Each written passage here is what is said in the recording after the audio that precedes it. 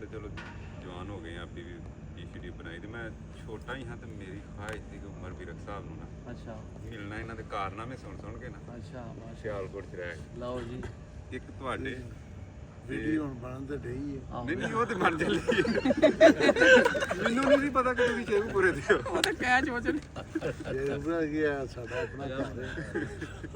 ਇਹ ਨਾਲੇ ਸਾਡਾ ਆਪਣਾ ਘਰ ਹੈ ਕਿਹੜਾ ਉਹ ਮੈਂ ਪਛਾਣਿਆ ਨਹੀਂ ਕਿਉਂਕਿ ਉਦੋਂ ਤੁਹਾਡਾ ਇੱਕ ਸਿਸਟਮ ਜਦੋਂ ਵਰਦੀ 'ਚ ਹੋਰ ਹੁੰਦਾ ਨਿਜ਼ਾਮ।